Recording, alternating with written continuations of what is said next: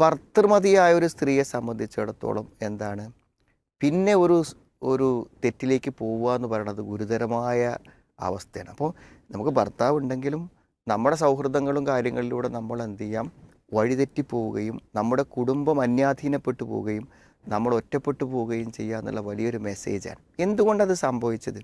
നമ്മളെപ്പോഴും പറയാറുണ്ട്, കഴിഞ്ഞ ലൈവിലും നമ്മൾ പറഞ്ഞതാണെന്ത്, ഈ പുരുഷന്മാരിലേക്ക് സൗഹൃദത്തിന് ചെല്ലുമ്പോൾ സ്ത്രീകൾ പുരുഷന്മാരുടെ അപകടം മനസ്സിലാക്കാതെയാണ് പോകുന്നത് എന്നുള്ളതാണ്.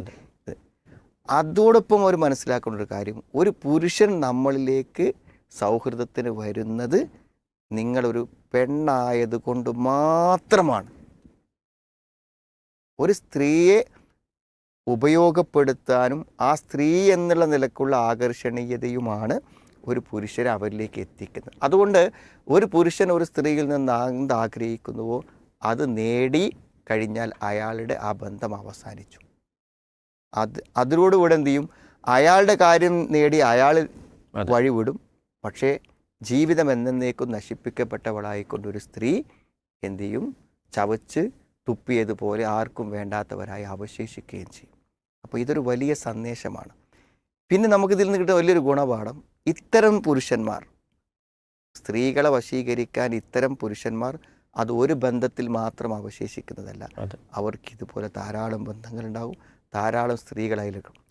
പിന്നെ നമ്മളൊരു അപകടത്തിൽ പെട്ട് കഴിഞ്ഞാൽ നമ്മളെത്ര പോലെ നശിപ്പിച്ച്, നമ്മളൊരു കുടുംബജീവൻ നശിപ്പിച്ച്, നമ്മളെ സാമ്പത്തികമായി ചൂഷണം ചെയ്ത്, നമ്മളെ കൊണ്ട് ജോലി ചെയ്യിപ്പിച്ച്, ഇതൊന്നും അവരിൽ നിന്ന് തിരിച്ചു വാങ്ങാൻ പറ്റൂല. ഒരു ഭർത്താവാണെങ്കിലോ, ഒരു ഭർത്താവ് നമ്മളെ ചീറ്റ് ചെയ്ത് പോവുകയാണെങ്കിൽ അവിടെ നമ്മളടുത്തൊരു മാരേജ് സർട്ടിഫിക്കറ്റ് ഉണ്ടാവും, എഗ്രിമെൻ്റ് ഉണ്ടാവും, നമ്മൾ കൊടുത്ത പണം ഉണ്ടാവും, നമുക്ക് കോടതി പോകാം, കേസ് എടുക്കാം, എല്ലാം ഈടാക്കാം.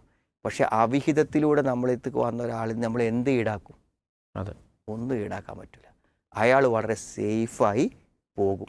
ഒരു കോടതി ചെന്നാൽ എന്താ പറയുക, ഇങ്ങനെ സെക്ഷലായിട്ടൊക്കെ ബന്ധപ്പെടണമെങ്കിൽ അവർ തമ്മിൽ പരസ്പര സമ്മതത്തോടു കൂടെ അല്ലേ എന്ന് ചോദിച്ചാൽ കോടതിയിലും നിയമപരമായി നമുക്ക് പിടിച്ചു നിൽക്കാൻ പറ്റില്ല.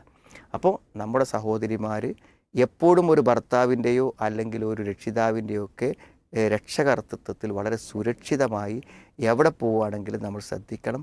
അന്യപുരുഷന്മാരാരാവട്ടെ, അത് നല്ലതാവട്ടെ ചീത്തയാവട്ടെ, ഒരു തരത്തിലുള്ള ബന്ധവും സ്വകാര്യമായ സന്ദേശ കൈമാറ്റങ്ങളും എന്തായാലും ഒരു അപകടത്തിലേക്ക് എത്തും. അതിലൂടെ നഷ്ടപ്പെടുന്നത് ഇഹലോകവും പരലോകമാണ്.